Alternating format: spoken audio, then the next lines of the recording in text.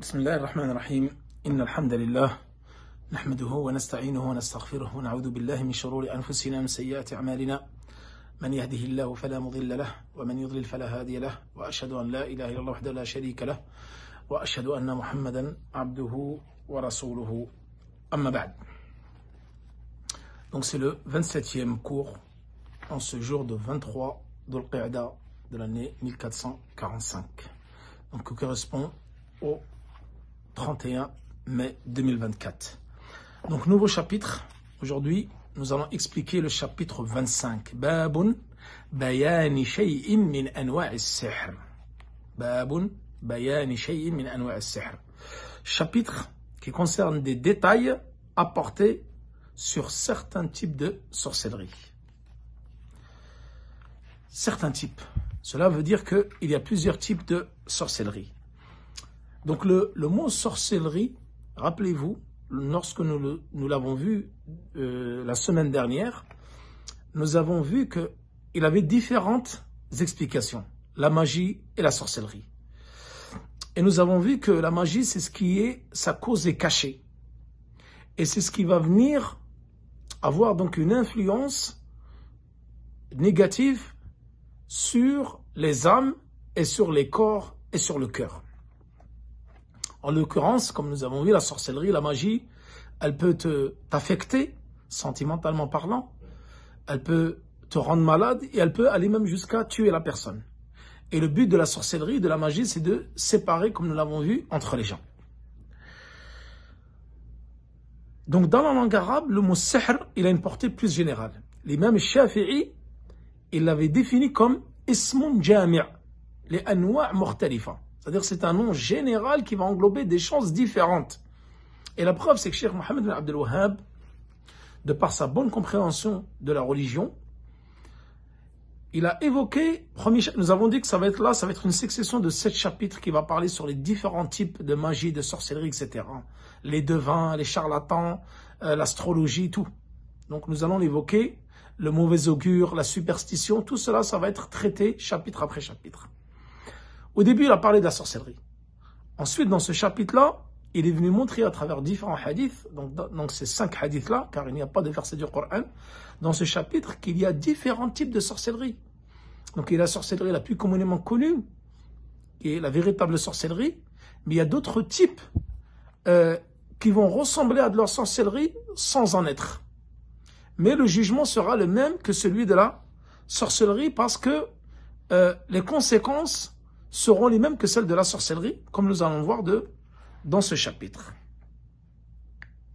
Donc, là, la sorcellerie, elle va englober aussi d'autres significations que le législateur ici, Allah subhanahu wa ta'ala, considère comme de la sorcellerie, car ils ont des points communs et des conséquences communes, bien qu'elles ne correspondent pas à des formes réelles de sorcellerie, comme nous allons voir, comme le mauvais augure, comme l'astrologie, etc. Ce n'est pas des formes elle ne ressent pas la forme concrète de la sorcellerie, mais le législateur est venu apporter des délices comme quoi cela faisait partie de la sorcellerie.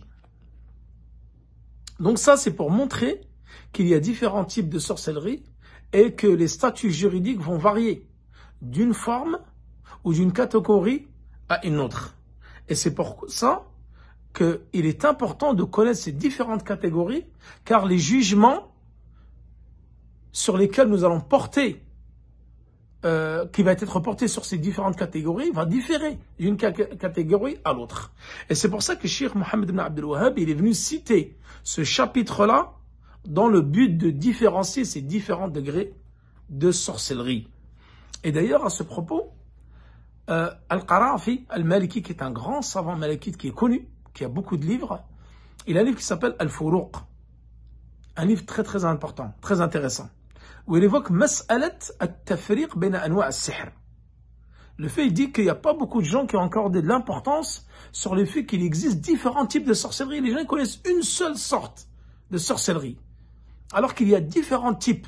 Et le fait de connaître les différents types, ça va te permettre de les différencier et de différencier les jugements qui correspondent à chaque type de sorcellerie. Ensuite, Cheikh Mohammed bin Abdel Wahhab, il évoque ce premier hadith. Donc après cette introduction, il a dit: Qala Ahmed حدثنا محمد بن جعفر حدثنا عوف عن حيان بن العلاء حدثنا قطن بن قبيصة عن أبيه أنه سمع النبي صلى الله عليه وسلم يقول إن العيافة والطرق والطيرة من الجبت. قال عوف العيافة زجر الطير والطرق الخط يخط بالأرض والجبت قال الحسن إنه الشيطان. إسناد جيد ولأبي داود والنسائي وابن حبان في صحيحه المسند منه. Donc je traduis donc ce premier hadith. Donc Ahmed, ici c'est qui Ahmed? Donc c'est l'imam Ahmed, sahib al-Musnad, qui dit Mohammed ibn Ja'far nous raconte.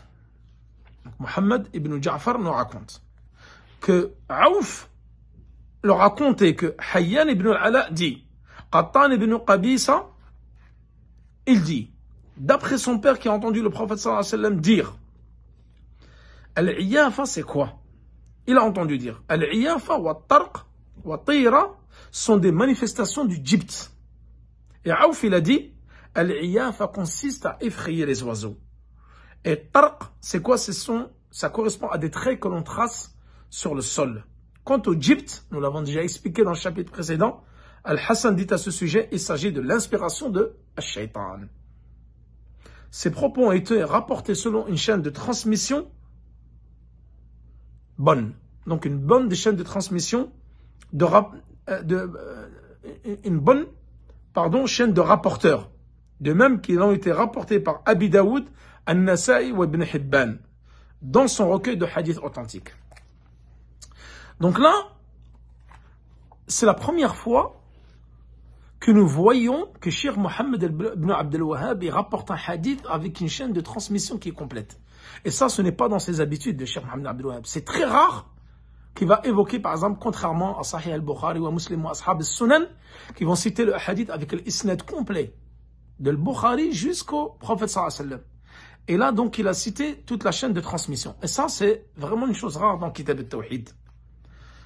Là, donc, il nous dit que, rapporté par Nasa'i ou Abi Daoud ou Ibn Hibban, avec une chaîne de rapporteurs qui est bonne.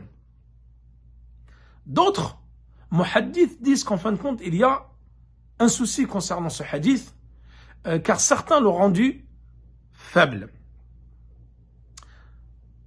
Donc là, Al-Nawawi ou Al-Mundhiri, donc eux, ils ont authentifié ce hadith.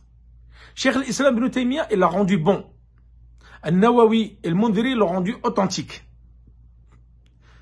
Ibn Muflih, Al-Hanbali, Sahib al-Furu', lui dit, il est bon. Donc sa chaîne de transmission est bonne. Et d'ailleurs, il a été rapporté par Ibn Hibban wa Tabarani fil Kabir. Mais ce hadith-là, il a été rendu fait par Cheikh al-Albani, l'imam du hadith de ce temps-là.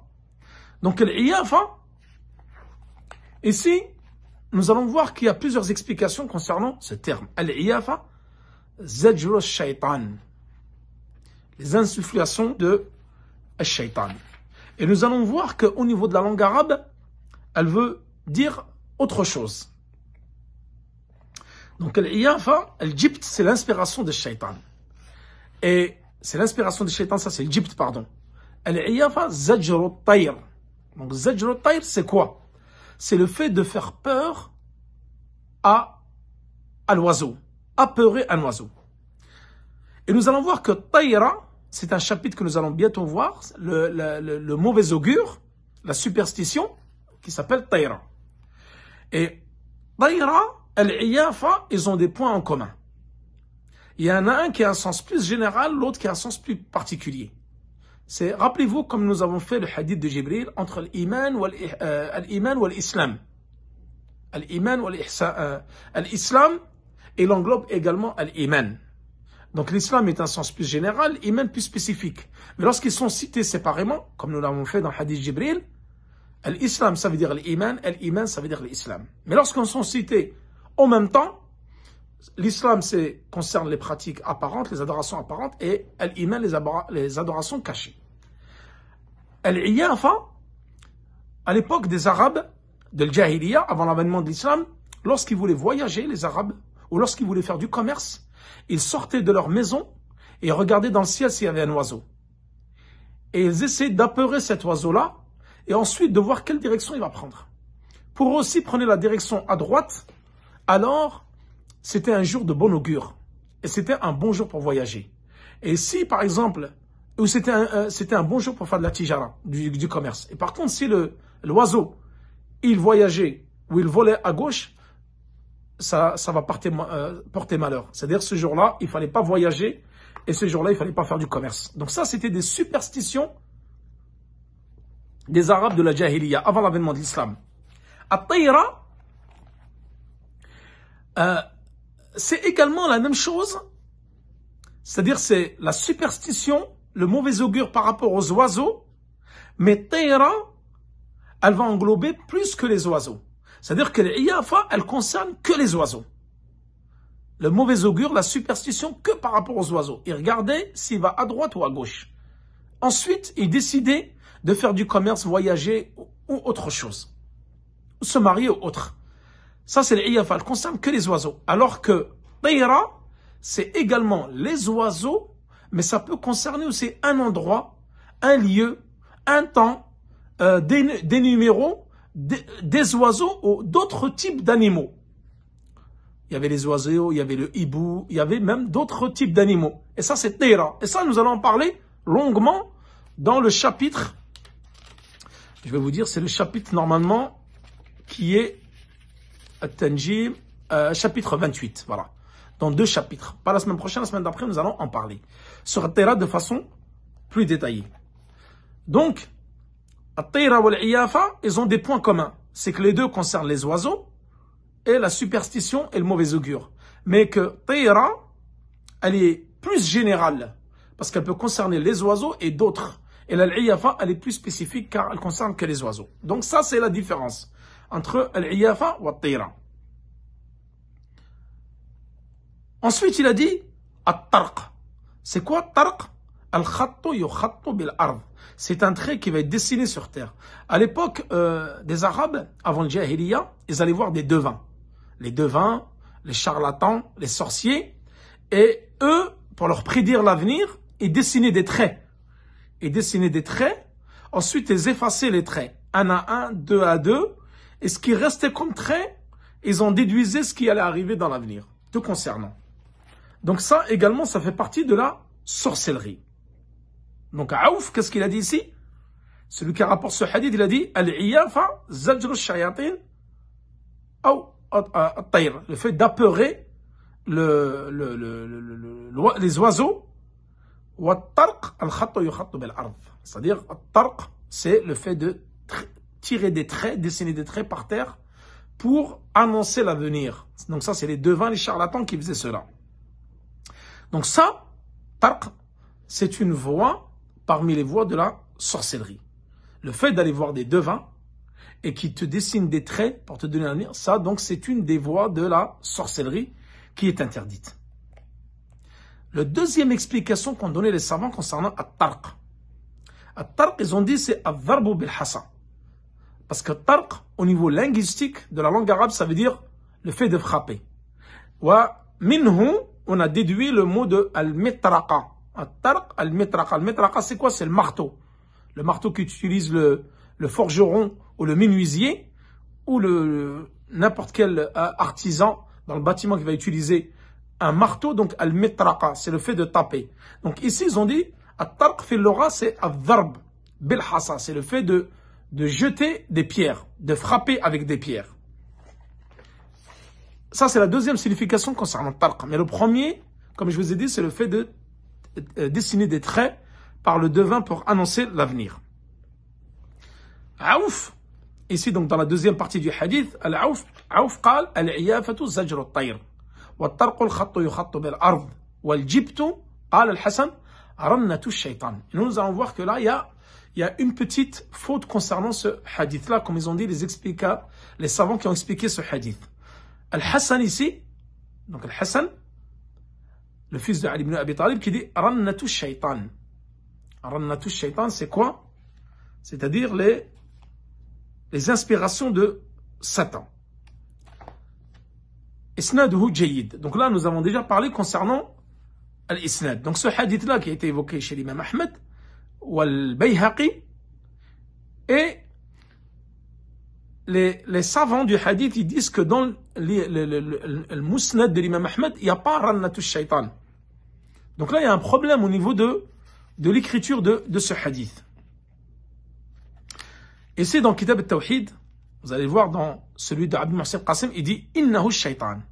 Qal innahu shaitan. Et dans certaines copies, ils disent rannatu shaitan. Rannatu shaitan, en fin de compte, c'est une erreur. C'est une erreur parce que les savants, ils disent que, tel que Ibn Kathir qui a accordé beaucoup d'importance au musnad de l'imam Ahmed, et lui-même dans le tafsir de Surat al-Nisa, il évoque ce hadith. Il dit innahu shaitan. Qala al-Hasan innahu ay al-jibt, c'est shaitan. Et non pas rannatu shaitan. Rannatu shaitan, en fin de compte, ce terme n'existe pas dans le musnad de l'imam Ahmed. Et la preuve, même dans la version de ces moutons-là, bleu de Amsun Qasim, il dit pas rannatu shaitan. Il dit innahu shaitan. El-jibt, c'est le Satan. Donc ranna, vous l'avez dans certaines anciennes copies de Kitab al-Tawhid, mais ceci, c'est un wahm. C'est une erreur, on appelle ça un tashif. C'est-à-dire que les scribes, lorsqu'ils ont recopié Kitab al-Tawhid, ils ont recopié avec une erreur. Donc on ne dit pas rannat, parce qu'il ne se trouve pas avec ces termes-là dans le musnad de l'imam Ahmed, comme l'a évoqué certains savants tels que Ibn Kathir. Donc autre hadith, Wali Abi Daoud. Donc le hadith qui est évoqué également dans Abi Daoud, Wal Nasa'i wa Ibn Hibban fi sahihin. Donc nous avons que ce hadith-là, il a été rapporté par Abi Daoud, Nasa'i wa Ibn Hibban, comme quoi il était sahih. Nous avons vu que il y avait un petit souci au niveau de la chaîne de transmission. Certains l'ont authentifié, comme Nawawi ou Al-Mundiri, d'autres l'ont rendu bon, comme Cheikh al-Islam, ou là comme Ibn Muflih, fi al-Furu', et d'autres comme Cheikh al-Albani, parmi les contemporains, ils disent qu'il est faible. Donc deuxième hadith, عن ابن عباس رضي الله عنهما قال رسول الله صلى الله عليه وسلم من اقتبس شعبة من النجوم فقد اقتبس شعبة من السحر زاد ما زاد رواه أبو داود بإسناد صحيح. Ensuite, ça c'est les deux autres hadiths qui restent. وللنسائي, donc ça c'est un autre hadith, donc je l'explique juste après. Donc Ibn Abbas, c'est un rapport du prophète sallallahu alayhi wa sallam qui dit quiconque emprunte une des voies de l'astrologie a emprunté une des voies de la sorcellerie, la part de cette dernière augmentant proportionnellement à celle de la première. Rapporté par Abu Daoud avec une chaîne de transmission authentique. Donc le hadith ici, il est authentique. Il a été authentifié par Cheikh al-Islam ibn Taymiyyah, par Nawawi et l'imam al-Dhahabi dans son livre Al-Kaba'ir, les grands péchés. Qtabasa, c'est-à-dire celui qui a appris ou qui a emprunté une voie de l'astrologie, ou qui a apporté donc l'astrologie, donc c'est la science des étoiles, a certes emprunté la voie de la sorcellerie. L'astrologie, elle est de deux types. Il y a celle qui s'appelle ilmu at-ta'thir et il y a celle qui s'appelle ilmu at-tasir. Le fait d'apprendre l'astrologie pour connaître donc les étoiles, pour connaître les astres, les planètes, et tu apprends cela uniquement pour que ça te serve de repère dans le ciel. Donc à l'époque des Arabes, par exemple, lorsqu'ils voyageaient, ils n'avaient pas de boussole. Ils regardaient donc les étoiles, comment elles étaient positionnées dans le ciel, et ça leur permettait, et même les marins, lorsqu'ils empruntaient la mer, pour de longs voyages, ils regardaient les étoiles, comment elles étaient positionnées dans le ciel, et ça leur permettait d'indiquer le nord, le sud, l'est et l'ouest. Donc cela est tout à fait permis. Car tu as appris cela uniquement pour t'orienter lorsque tu es dans le désert ou t'orienter lorsque tu es en mer. Donc ça maintenant, ce n'est plus le cas parce que maintenant vous avez des boussoles, vous avez la dernière technologie qui te permet de t'orienter en mer ou dans le désert ou en montagne et autres. Donc tu n'as plus besoin d'utiliser cela. Ça c'était utilisé à l'époque. L'autre, vous avez également certaines personnes, donc à l'époque, il y avait connaissance du placement des étoiles qui utilisaient cette science et l'étudiaient pour connaître aussi l'arrivée des saisons. Donc en fonction du placement des étoiles, ils arrivaient à déterminer donc quand est-ce qu'allait arriver par exemple l'été, quand est-ce qu'allait arriver l'hiver, etc. Cela est également permis. Ça ne rentre pas dans ilm al-ghaib. Parce que c'est juste en voyant cela, et même avec le temps par exemple, je vais donner un exemple. À Tabouk, dans le nord de l'Arabie, il neige. Et les gens, de par leur expérience, de par le vécu, le passé, ils disaient, lorsqu'il va neiger à Tabouk, cela veut dire qu'il va faire très froid à Médine. Et Médine et Tabouk, il y a 700 km entre les deux. Tabouk, c'est dans le sud de la Jordanie. Donc souvent, il neige là-bas. Donc lorsqu'il neige à Tabouk, les gens savaient qu'à Médine, il allait faire très froid l'hiver. Donc ça, c'est pas la science de prédire l'avenir. Ce sont ce qu'on appelle tajruba. C'est l'expérience scientifique. À force de faire une expérience, à la fin, tu sais qu'il va se passer cela. Donc c'est les habitudes. Mais cette habitude peut différer. Parfois, par exemple, il peut, par exemple, neiger et ne pas forcément pleuvoir. Mais c'est l'habitude. À force de voir cela, d'expérimenter cela, tu en déduis que ça va être comme ça. Cela est également permis. Par contre, apprendre l'astrologie pour, comme le font de nos jours, dans les catalogues, où vous avez l'astrologie, dans les journaux, etc., qui vont te prévoir et prédire tel événement, toi tu es scorpion, toi tu es cancer, toi tu es jumeau, et en fonction de cela, de ta date de naissance, de ton signe astrologique, alors tu vas connaître le bonheur, tu vas te marier, tu vas être riche. Tout ça, ça rentre dans le kufr. Et dans le hadith là qui concerne la sorcellerie. Ça, c'est une sorte de sorcellerie. Donc ça, nous allons le voir dans les chapitres qui vont venir sur At-Tanjim. Nous allons en parler plus longuement. Donc cela est interdit. Consultez l'astrologie, consultez les pages de l'astrologie, allez voir un astrologue, allez voir toutes ces choses-là, ces devants-là, ces charlatans, tout cela est interdit. Et nous allons voir les conséquences de cela. Autre chose, c'est le fait de croire que un nujum, donc les étoiles, ont une incidence sur l'univers, sur les événements à venir. Et cela est également interdit. Et ça, c'est de la mécréance. C'est Allah subhanahu wa ta'ala qui fait la pluie, qui fait le beau temps, qui fait descendre la neige, qui fait descendre la pluie, c'est lui qui ramène les événements. Et c'est lui qui gère l'univers. Donc le fait de croire que c'est les étoiles qui auront une incidence sur la gérance de l'univers, donc ça c'est de la mécréance. Car tu vas attribuer à des étoiles une chose qui va rentrer dans la seigneurie alors que cela est exclusivement ou appartient exclusivement à Allah subhanahu wa ta'ala. Donc ça rentre dans la mécréance, la grande mécréance qui fait sortir de l'islam. Donc tout cela, ça va être traité dans les chapitres qui vont arriver.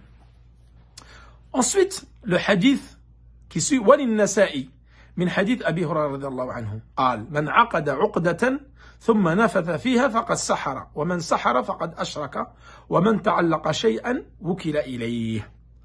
An-Nasa'i rapporte un hadith de Abi Hurayra radiallahu anhu qui dit qu'Allah l'agrée, le prophète sallallahu alayhi wa sallam a dit quiconque fait un nœud puis souffle dessus a pratiqué la sorcellerie.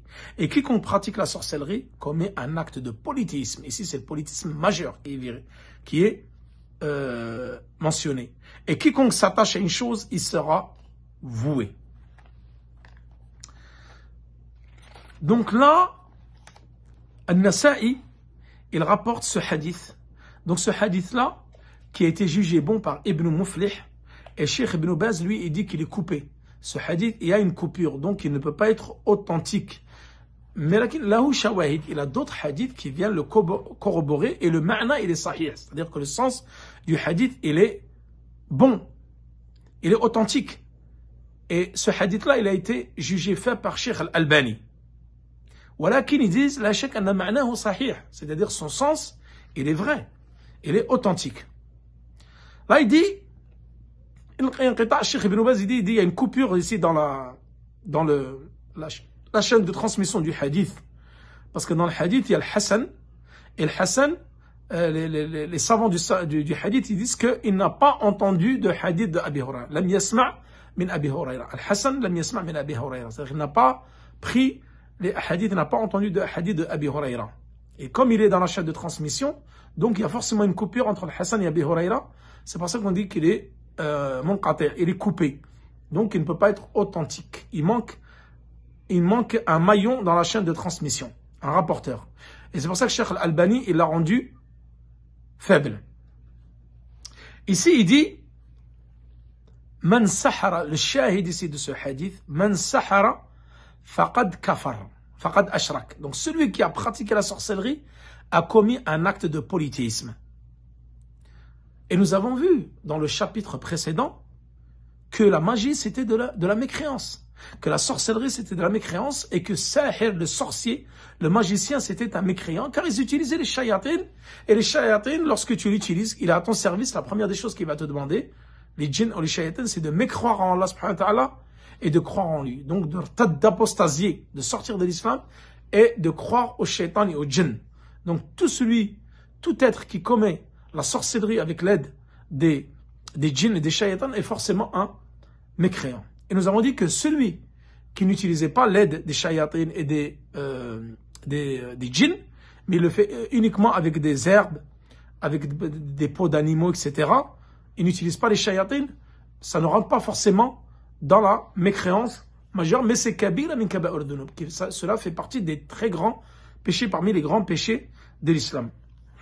D'ailleurs, ce hadith-là, parmi les 5 hadiths que je vous ai cités, ensuite il y a le hadith de Ibn Omar, c'est le seul parmi les 5 hadiths qui évoque la réalité de la sorcellerie.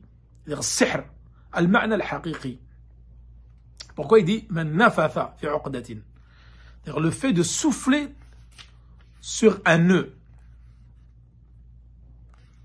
Et ça, nous allons l'expliquer, Inch'Allah, lorsque nous allons voir surat al-Falaq, que les souffleuses qui soufflent dans les nœuds. Donc le sorcier va utiliser 2 choses. Lorsqu'il va faire de la sorcellerie ou de la magie, il va utiliser des nœuds et il va souffler dedans. Donc pour que le sort soit jeté et que la magie puisse opérer de la part du magicien ou du sorcier, il faudra qu'il fasse un nœud que toi tu vas pas forcément voir, qui va être minuscule, et il va souffler dedans pour que le sort soit jeté contre la personne contre qui tu veux faire du mal. Donc ça c'est vraiment le ma'na haqiqi, le vrai sens de la sorcellerie donc qui est évoqué dans ce hadith-là. Donc qui est celui qui fait cela donc a commis du polythéisme. Et ici, le polythéisme qui est évoqué, c'est le polythéisme majeur et non mineur. Donc là, l'intérêt du souffle donc sur le nœud, c'est que tant que ce nœud-là va rester noué, le sort il ne sera pas mis en pratique, il ne sera pas conjuré. Donc eux, lorsqu'ils vont souffler pour dénouer ce nœud, ainsi le sort va être jeté sur cette personne-là.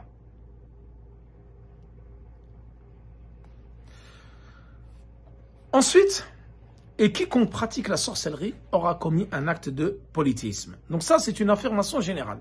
Celui qui pratique la sorcellerie, de façon générale, alors aura commis le grand polythéisme. Et celui qui s'attache à une chose, ça, rappelez-vous, nous l'avons vu dans les premiers chapitres. Je crois que c'était le chapitre 8 ou 9, c'est le chapitre 7. Que ceux qui portaient des amulettes, le fait de porter une amulette, alors tu y seras attaché. Et ton cœur ne sera plus attaché à Allah subhanahu wa ta'ala, mais sera plutôt attaché à cette chose-là, à cette amulette-là. Et nous l'avons vu dans le chapitre 8, fi ar-ruqa wa at-tama'im. Et nous avons dit donc dans le hadith de Abdullah ibn Ukaym, man ta'allaqa shay'an wukila ilayh, rapporté par Ahmed al-Tirmidhi. Celui qui s'attache à une chose, dont le cœur est attaché à une chose, alors il y sera livré. Ensuite, où il y sera voué. Le hadith de Ibn Mas'ud. Wa an Ibn Mas'ud, donc l'avant-dernier hadith, أن رسول الله صلى الله عليه وسلم قال ألا هل أنبئكم ما العضه هي النميمة القانة بين الناس رواه مسلم. Donc dans ce hadith qui est rapporté par Abdullah ibn Mas'ud et qui est rapporté dans Sahih Muslim, donc l'authentique recueil de Muslim. Al-adhu. Dans la langue arabienne, c'est quoi? Al-adhu, al-bayan ou al-kadhib. Donc là, il a été traduit. Nous allons voir qu'il a différentes significations. Ici, al-adhu, il désigne plusieurs choses, dont la sorcellerie. Et ici, le professeur il a dit c'est quoi? Al-adhu, al-namimatu, al-qalatu bayna nas. Donc al-adh, il peut être défini comme étant de la sorcellerie, mais il peut être défini également comme le mensonge, mais il peut être défini également comme an-namima. An-namima, c'est le colportage. C'est le fait de colporter la calomnie, colporter les propos entre les gens pour diviser les gens. Ce hadith-là est également dans l'Urat Quraysh, dans la langue de Quraysh dans laquelle le Coran a été révélé. Al-'adh, ça veut dire la sorcellerie. On peut dire al-'adh bi fath al-'ayn ou al-'idha. C'est-à-dire al-'idh, c'est-à-dire avec la kasra al-'ayn. Les deux sont valables. Mais celui le plus communément connu dans la langue arabe, c'est la langue de Quraysh, c'est al-'adh avec fathat al-'ayn.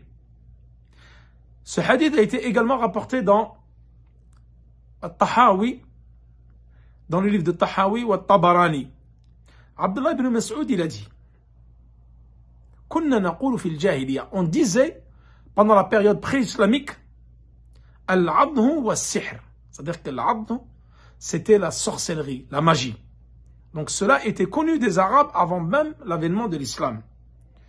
Et certains donc savants ils disent, donc ils l'ont expliqué comme l'a dit le prophète sallallahu alayhi wa sallam, que l''adhu donc c'est la magie, mais c'est également le colportage, la calomnie.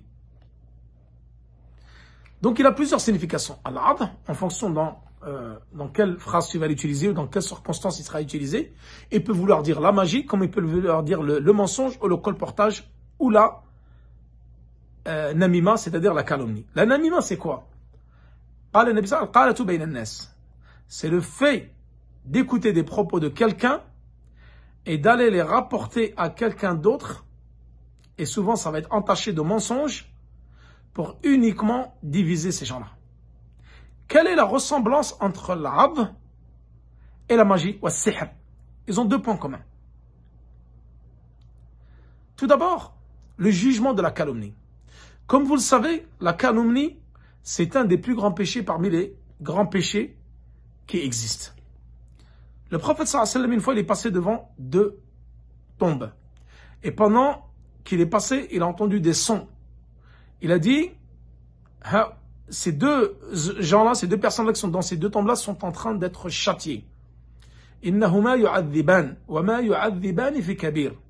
C'est-à-dire qu'ils sont en train d'être châtiés dans la tombe et ils ne sont pas châtiés dans quelque chose de grand. Il a dit, l'awwal kana yamshi bin namima. Le premier, il marchait et il colportait les propos des gens, il rapportait les propos pour diviser entre les gens. Et le deuxième, kana la yastatiru min al-bawl, c'est-à-dire lorsqu'il faisait ses besoins, il urinait, il ne se lavait pas ses parties intimes et il s'habillait directement comme ça, il avait donc de l'urine sur son pantalon. Et ça, c'est une kabira parmi les kaba'ir al-dhunub, le fait de ne pas te nettoyer les urines, le reste des urines qui sont sur ton membre. Et l'autre, c'est le colportage. Donc ça montre déjà que le colportage et ne pas se laver de son urine, ça va engendrer un châtiment dans la tombe, comme l'a dit le prophète sallallahu alayhi wa sallam. Autre chose, c'est que là, concernant la calomnie, le colportage, il y a un point commun avec la magie. La magie, nous avons dit fi khafa. Donc c'est quelque chose que tu ne vois pas, qui est dissimulé, dont les causes sont dissimulées. Et namima, c'est la même chose. La calomnie, le colportage, la personne, tu ne vas pas le voir. Elle va prendre ton secret et elle va pas le dire devant tout le monde. Elle va le dire devant quelqu'un en secret dans son oreille. Voilà, lui, qu'est-ce qu'il a dit sur toi? Pour que déclarer la guerre entre vous deux et pour vous séparer et pour que vous vous disputiez et pour que créer de la haine entre vous. Et la conséquence de ça, c'est quoi? Ça va être la division entre les gens. Et la différence entre ça et la magie, c'est que la magie, la cause principale de la magie, c'est de diviser entre les gens. Et la conséquence et la cause principale de la calomnie, c'est de diviser entre les gens. Donc ils ont un point commun. La calomnie, le colportage a un point commun avec la magie.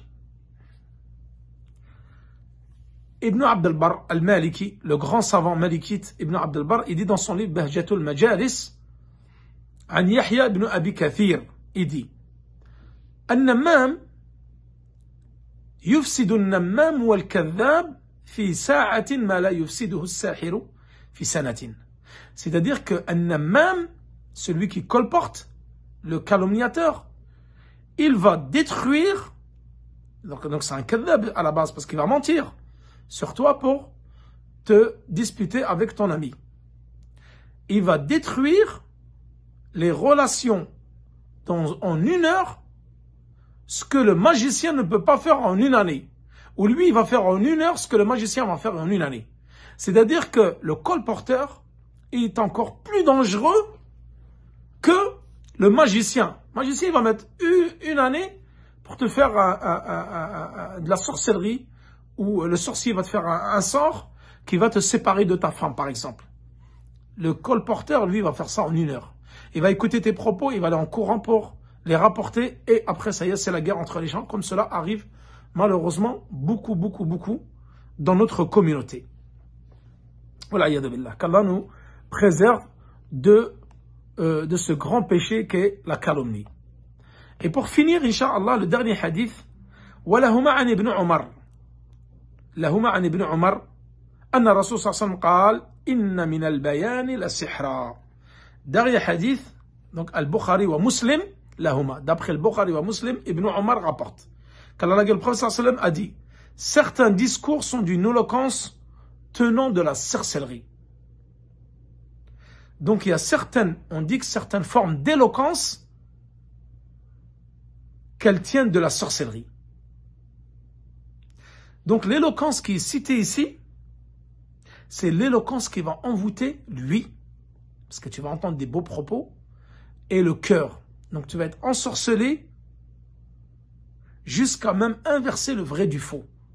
On va te faire croire que le faux il est vrai, et le vrai il est faux, comme font exactement les sorciers. Les gens éloquents ont une forme, dans leur éloquence, une forme de sorcellerie. Et d'ailleurs, à ce propos, pourquoi le prophète sallallahu alayhi wa sallam a dit cela? Ils disent qu'il y a une histoire. Tout d'abord, Cheikh Mohammed Abdul Wahhab, il dit que c'est dans les deux sahih. Le Inna min al-bayan ila sihra, ce hadith-là, il a été rapporté par l'imam al-Bukhari. Avec Ibn Omar. Donc c'est pas d'après le Bukhari ou Muslim. C'est al-Bukhari et il dit, Ibn Omar a dit, Inna min al-bayan ila sihra. Et il le raconte avec une histoire. Alors que l'imam Muslim, il raconte ce hadith-là, mais c'est pas le même rapporteur. C'est Ammar ibn Yasir. Ammar ibn Yasir, il rapporte ce hadith-là dans le recueil de l'imam Muslim, mais sans histoire. L'histoire, c'est quoi? Il y a deux hommes qui sont venus de l'Est. Min al-Mashriq, du côté de la Syrie, l'Iran, l'Irak, etc. Ils sont venus à Médine, et les deux, ils ont fait un khitab, ils ont fait un sermon. Chacun a fait un sermon, et les gens ont été étonnés par l'éloquence de leurs propos. Là, c'est la veine, là. On s'arrête juste quelques secondes, et ensuite nous allons reprendre. De toute façon, c'est la fin du cours.